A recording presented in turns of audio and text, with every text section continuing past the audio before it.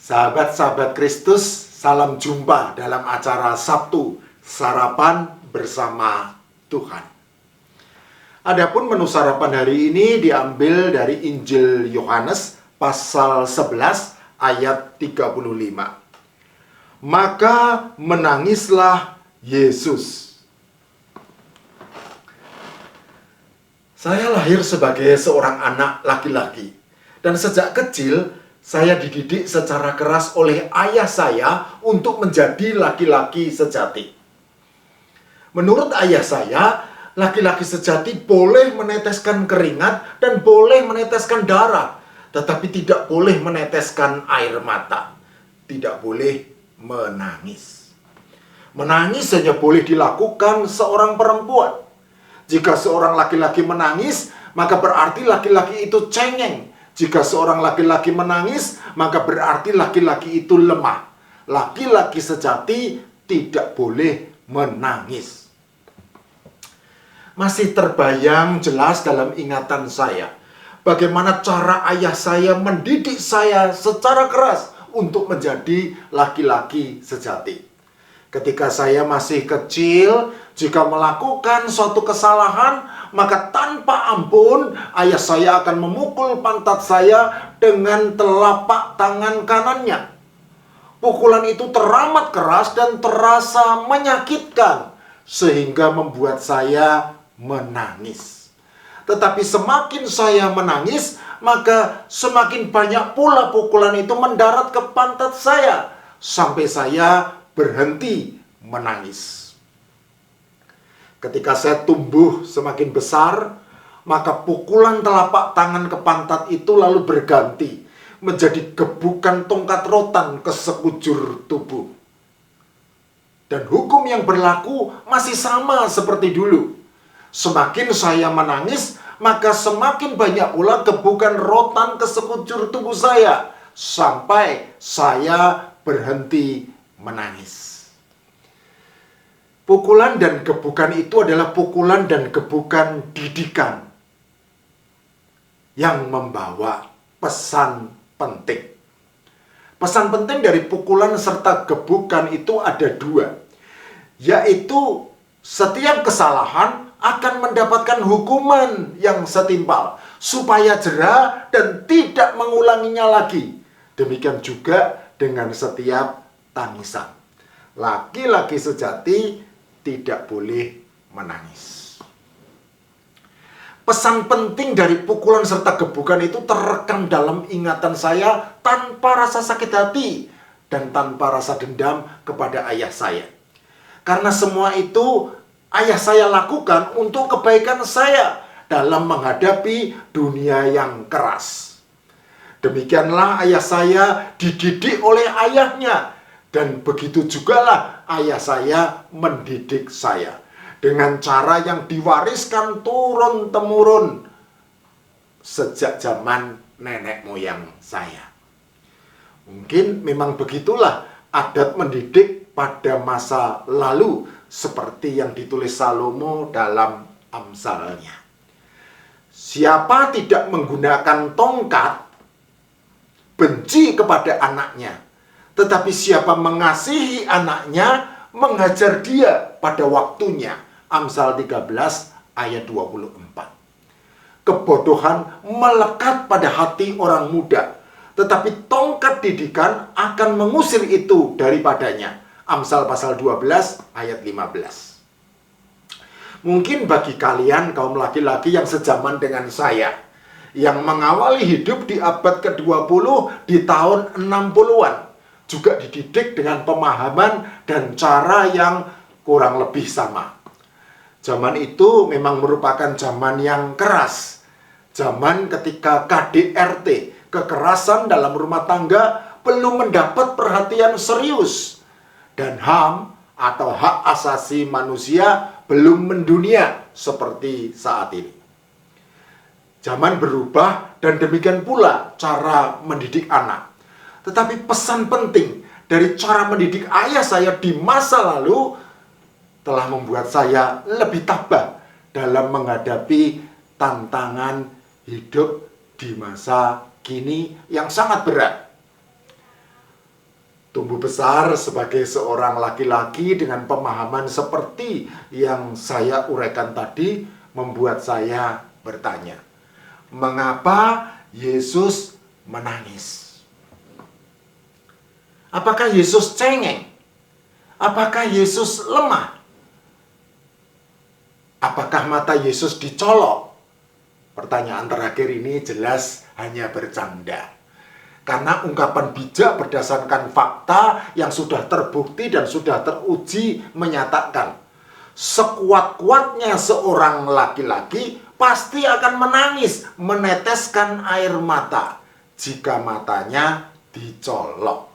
Kalau tidak percaya, silahkan dicoba pada diri sendiri. Dan akibatnya juga silahkan ditanggung sendiri. Mengapa Yesus menangis? Apakah Yesus cengeng?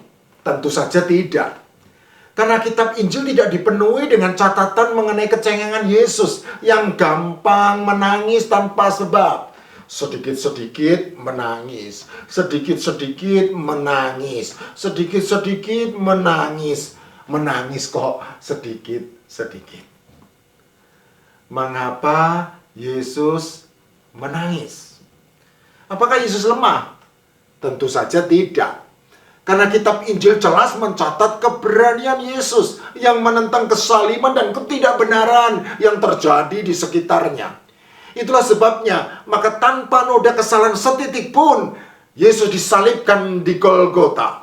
Menanggung segala kesalahan dan dosa seluruh umat manusia, tanpa meminta ampunan, tanpa meminta belas kasihan. Cercaan, cambukan, mahkota duri, dan dera-derita. Hukuman salib yang sangat keji itu dan sangat menyakitkan itu ditanggungnya. Tanpa menangis, tanpa meneteskan air mata. Kematian disambutnya dengan rela. Dan ke dalam tangan Bapanya di surga diserahkannya nyawanya sebagai ganti nyawa kita. Jikalau memang benar demikian halnya, maka pertanyaan ini masih belum menemui jawabannya. Mengapa Yesus menangis? Untuk memahami hal ini, maka kita harus menyingkap peristiwa di balik tangisan tersebut. Yohanes di dalam kitab Injilnya mencatat demikian. Setibanya Maria di tempat Yesus berada dan melihat dia, tersungkurlah ia di depan kakinya dan berkata kepadanya, "Tuhan, sekiranya Engkau ada di sini, saudaraku pasti tidak mati." Ketika Yesus melihat Maria menangis dan juga orang-orang Yahudi yang datang bersama-sama dia, maka masyhurlah hatinya. Ia sangat terharu dan berkata, "Di manakah dia kamu baringkan?" Jawab mereka, "Tuhan, marilah dan lihatlah." Maka menangislah Yesus. Yohanes pasal 11 ayat 32 sampai 35. Setelah mengetahui konteks peristiwanya, maka jelaslah bagi kita bahwa tangisan Yesus adalah tangisan haru akibat kesedihan yang sangat mendalam karena kehilangan seorang sahabat karib yang sangat dikasihinya, yaitu Lazarus, saudara kandung Maria dan Marta yang tinggal di Betania. Tuhan Yesus Kristus yang pernah berkata, tidak ada kasih yang lebih besar daripada seorang yang memberikan nyawanya untuk sahabat-sahabatnya. Yohanes 15 ayat 11. Sungguh-sungguh mengungkapkan kasihnya melalui tangisan haru sebagai tanda empati dan simpati. Tuhan Yesus Kristus mengidentifikasi dirinya ke dalam perasaan Maria dan Marta yang sangat berduka dan sangat terguncang hatinya karena kematian saudara yang terkasih.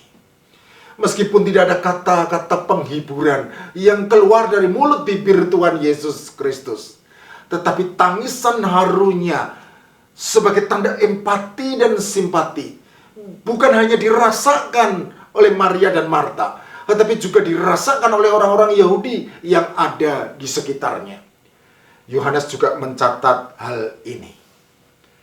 Kata orang-orang Yahudi, lihatlah betapa kasihnya kepadanya. Yohanes pasal 11 ayat 36. Sahabat-sahabat Kristus, inilah puncak penghiburan bagi kita.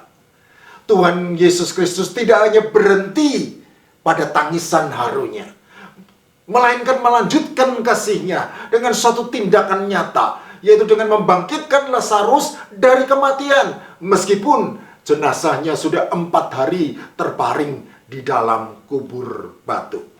Yohanes pasal 11 ayat 37 sampai 44. Jika maut yang menakutkan saja dikalahkannya, apa sih yang tidak dapat dilakukan oleh Tuhan Yesus Kristus? Saat ini di tengah pandemi virus corona, kita semua mengalami berbagai persoalan yang membuat hati khawatir, bahkan takut. Hidup diselimuti duka, hilang pula sukacita. Kehilangan orang-orang yang dikasihi. Kehilangan pekerjaan berarti kehilangan juga penghasilan. Anggota keluarga sakit, tetapi takut ke dokter, apalagi ke rumah sakit. Mungkin memang aman di rumah saja, tetapi tanpa simpanan uang dan tanpa jaminan pengharapan akan masa depan yang penuh kepastian, apalah artinya hidup seperti itu? Rasanya mau menangis, tetapi bahkan air mata pun sudah kering karena terlalu sering dicurahkan. Di manakah Tuhan Yesus ketika dibutuhkan? Mengapa Tuhan Yesus diam saja? Sahabat-sahabat Kristus, Tuhan Yesus Kristus tidak diam saja. Yohanes pasal 11 ayat 35 berbicara semakin keras justru pada masa sulit yang penuh pencobaan seperti hari ini. Maka menangislah Yesus. Mengapa Yesus menangis? Yesus menangis karena Yesus peduli kepada kita. Yesus menangis karena Yesus mengasihi kita. Yesus menangis karena Yesus mengerti dan memperhatikan. Yesus mengerti pergumulan kita. Yesus memperhatikan setiap tetesan air mata kita. Yesus perhatikan kehidupan tiap orang yang bergumul dikuatkannya dengan penuh kasih sayang. Yesus perhatikan tiap tetesan air mata yang berduka dihiburkannya dengan damai sejahtera. Mengapa Yesus menangis? Yesus menangis karena Yesus peduli kepada kita. Yesus menangis karena Yesus mengasihi kita. Bukan karena Yesus cengeng, bukan karena Yesus lemah. Dan tentu saja, bukan karena mata Yesus dicolok. Aduh, jadi menangis deh. Udah.